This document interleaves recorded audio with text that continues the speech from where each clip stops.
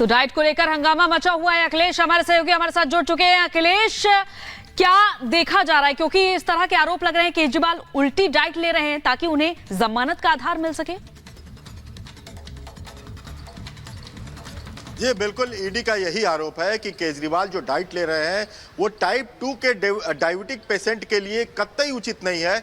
उस diet chart को पूरा कोर्ट के सामने रखा गया और कहा गया देखिए आलू पूड़ी भी इन्होंने लिया, फल में इन्होंने आम लिया जो कि नहीं लेना, आम, चीकू और केला नहीं लिया जाता है, ये डॉक्टर कहते हैं। साथ में मिठाइयाँ भी आती हैं, इनके जो टिफिन है उसमें मिठाइयाँ भी आती हैं। तो इस तरह से ये एक गंभीर आरोप लगाया। पूरा डाइट चार्ट उन्होंने रखा जो जेल में अब तक उन्हें 48 बार खाने भेजे गए थे।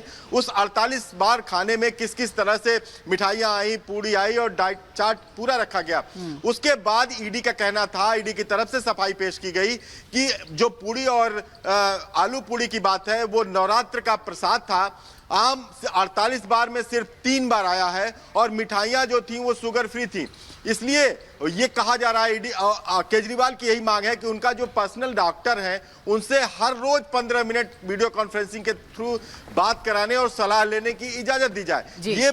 ये सारी चीजें तब शुरू हुई थी जब ये अदालत में इन्होंने अर्जी डाली थी और डाइट चार्ट जेल प्रशासन की तरफ से दिया गया। ईडी ने कहा कि इस तरह से शुगर लेवल बीच में बढ़ा था और अगर बढ़ता है तो मेडिकल ग्राउंड पे ये जमानत का आधार बनेगा और ये जमानत लेना चाहते हैं, ये ईडी ने आरोप लगाया था। लेकिन कोर्ट ने भी एक बड़ी सलाह दी है। कोर्ट ने दोनों पक्षों को सुनने के बाद फैसला सुरक्षित किया। सोमवार को फैसला आएगा, लेकिन कोर्ट ने भी संकेत दे दिया है कि एम्स के एक पैनल का वो गठन कर सकती है जो पैनल उनकी पूरी चेकअप करने के बाद ये बताएगा कि कौन कौन सी डाइट्स इनको टाइप 2 के डायबिटीज को देना चाहिए जिससे कि इनका शुगर लेवल ना बढ़े और उस हिसाब से इनको खाना दिया जाए। तो ये सारा फैसला जो है वो सोमवार को आएगा। लेकिन जो बहस हुई वो काफी दिलचस्प थी देखने के लिए। बिल्कुल, और कहीं ना कहीं राजनीति भी उस पर कोर्ट के बाहर हुई अखिलेश। और सही आपने कहा कि जब डॉक्टर देखेंगे, क्योंकि डॉक्टर से जुड़ा हुआ मामला, हेल्थ से जुड़ा हुआ मामला है, तभी वो तय कर पाएंगे कि आखिर जो डाइट दी जा रही है वो सही है या नहीं, या फिर उन्हें क्या डाइट दी जानी चाहिए। बहुत बहुत शुक्रिया आपका पूरी जानकारी के लिए। और अब बात करते हैं कर्नाटक की,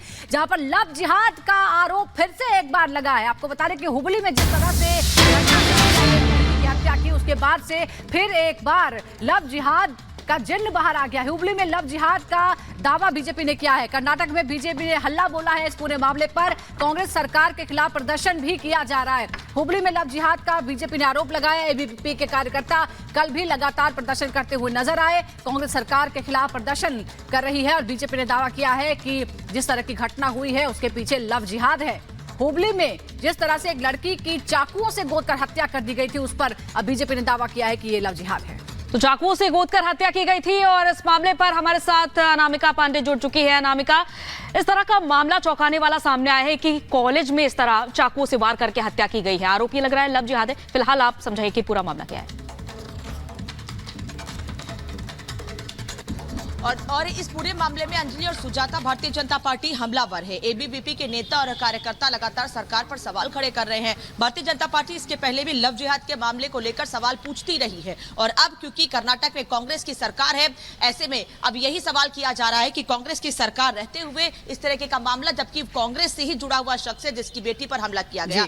परिवार का यह कहना है, उनके पिताजी ने जो बात की है मीडिया से, उनका यह कहना है कि उनकी बेटी हर रोज की तरह कॉलेज गई थी सुबह 8 बजे और वहां पर वो लड़का उसे प्रपोज करता है। लड़की जब मना कर देती है, वो साफ कहती है कि हमारा धर्म अलग है, हमारी जाति अलग है, हम साथ नहीं रह सकते हैं, जिस पर लड़का वो नाराज हो जाता है। उस पर चाकुओं से 5 से 6 बार हमला किया जाता है और परिवार के लोग ये भी कह रहे हैं कि इसके पहले भी ये लड़का उसे परेशान करता रहा है। लड़की जिसकी उम्र 23 साल बताई जा रही है, वो हुबली में ही कॉलेज में एमसीए की छात्रा थी और ये लड़का एमसीए ड्रॉप आउट था, ये बताया जा रहा है। और ये लगातार इसके पीछे पड़ा हुआ था कि वो उसके साथ आगे जाए, उसके साथ रिलेशन में आए, उसके साथ शादी करे, लेकिन लड़की ने साफ मना कर दिया, जिस बात से लड़का नाराज था और उसने कॉलेज कैंपस में ही चाकू लाकर लड़की पर 5 से 6 बार हमला किया। अब परिवार के लोग मुख्यमंत्री से, कांग्रेस से न्याय की गुहार लगा रहे हैं। हालांकि कर्नाटक के मुख्यमंत्री सिद्धारमैया ये कह रहे हैं कि लड़की के परिवार के साथ सहानुभूति है और इस पूरे मामले में जो जरूरी कदम होंगे सहानुभूति है, लेकिन न्याय कहां है, इस बात का इंतजार फिलहाल किया जा रहा है।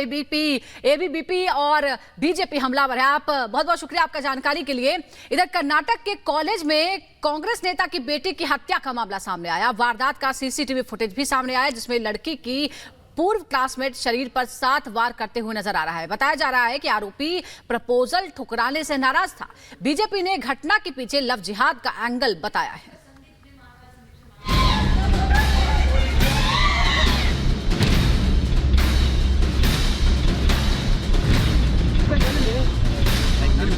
कर्नाटक में लव जिहाद, छात्रा का इनकार किए चाकू से 7 वार, हैवानियत की हद पार।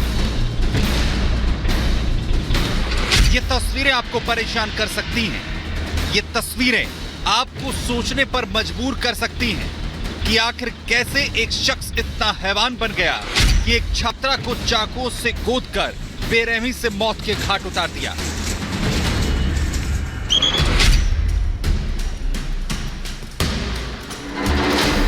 मृतक कॉलेज की छात्रा नेहा हिरमेट थी, जिसे आरोपी फयाज ने चाकुओं से कई वार कर इसलिए मौत के घाट उतार दिया क्योंकि उसने फयाज के प्रपोजल को रिजेक्ट कर दिया था। नेहा के इनकार से फयाज आग बबूला हो गया। उसने नेहा को मौत के घाट उतार दिया। आरोपी फयाज पहले नेहा से मिलने आया। कुछ देर उसने नेहा से बात की। फयाज ने नेहा को प्रपोज किया। नेहा ने फयाज का ऑफर ठुकरा दिया, जिसके बाद आग बबूला फयाज ने नेहा पर चाकू से हमला कर दिया।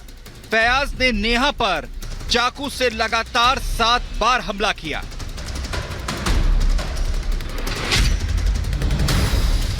वहीं नेहा की मौत के बाद एक बार फिर से कर्नाटक में लव जिहाद का मुद्दा गरमाने लगा है। एबीवीपी ने नेहा की हत्या के विरोध में जमकर विरोध प्रदर्शन किया और मामले में सख्त कार्रवाई की मांग की।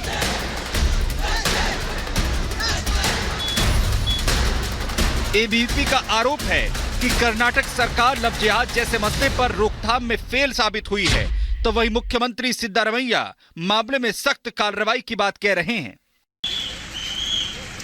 एक तरफ मुख्यमंत्री सिद्धारमैया मामले में सख्त कार्रवाई की बात कह रहे हैं, तो वहीं दूसरी तरफ उनकी पुलिस मामले में लीपापोती करती नजर आ रही है। पुलिस मामले में लव जिहाद के एंगल के बजाय नेहा और उसकी हत्या के आरोपी के बीच संबंध निकालने में जुटी है। बहरहाल हुबली के कॉलेज की ये तस्वीरें डराने वाली हैं। जिस तरह से फयाज नाम के इस दरिंदे ने बेदर्दी से नेहा को मौत के घाट उतार दिया, वो सवाल खड़े करता है। और सवाल ये कि क्या कर्नाटक लव जिहाद के भंवर में फंसता जा रहा है। Bureau report, Republic Bharat.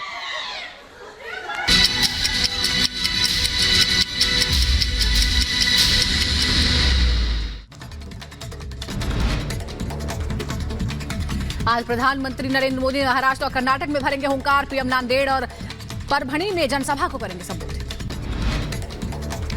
Rajasthan के भीलवाड़ा में गृह मंत्री अमित शाह जनसभा को संबोधित करेंगे। बीजेपी प्रत्याशी दामोदर अग्रवाल के समर्थन में रैली करेंगे। यूपी के मथुरा में भी अमित शाह बीजेपी उम्मीदवार हेमा मालिनी के समर्थन में वोट मांगेंगे। यूपी के मुख्यमंत्री योगी आदित्यनाथ राजस्थान के भीलवाड़ा, उदयपुर और जोधपुर में चुनावी सभाओं को करेंगे संबोधित। शाम 6 बजे जोधपुर में रोड शो भी करेंगे सीएम। दिल्ली शराब नीति घोटाला मामले में आज आप नेता मनीष सिसोदिया की अंतरिम जमानत पर सुनवाई होगी। सुप्रीम कोर्ट से जमानत याचिका खारिज होने के बाद दूसरी बार निचली अदालत में जमानत याचिका दाखिल। यूपी के कानपुर में स्क्रैप गोदाम में भीषण आग लगी। फायर ब्रिगेड ने कड़ी मशक्कत के बाद आग बुझाई। पंजाब की संगरूर जेल में कैदियों के 2 गुटों में जानलेवा भिड़ंत हुई। हमले में 2 कैदियों की मौत हो गई, 2 कैदी घायल।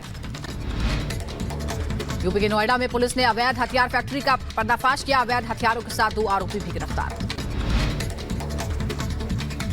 मुंबई एयरपोर्ट से करीब 10 किलो सोना जब्त। पुलिस ने 8 आरोपियों को किया गिरफ्तार। बरामद सोने की कीमत करीब 6 करोड़ रुपए। यूपी के अंबेडकर नगर में पुलिस ने दहेज हत्या के आरोप में 5 आरोपियों को गिरफ्तार किया है। दहेज की हत्या के आरोपी सास, ससुर, पति और देवर गिरफ्तार। तो वहीं यूपी के शाहजहांपुर में सैकड़ों एकड़ फसल जलकर खाक हो गई। हाई टेंशन लाइन से निकली चिंगारी से आग लगी। यूपी के बहराइच में मीडिया के स्कूल में एंट्री से रोकने के लिए प्रिंसिपल ने जारी किया तुगलकी फरमान। बेसिक शिक्षा ने शुरू की कार्रवाई। यूपी के बदायूं में पुलिस ने अवैध असलाह फैक्ट्री का भंडाफोड़ किया। फैक्ट्री में काम कर रहे 2 आरोपियों को भी पुलिस ने गिरफ्तार किया। मध्य प्रदेश के गुना में बंधक बनाकर युवती के साथ की गई बर्बरता। आरोपी युवक ने बेल्ट और पाइप से युवती के साथ मारपीट की। युवती ने आरोपी युवक पर होठ पर फेविक्विक चिपकाने का भी आरोप लगाया।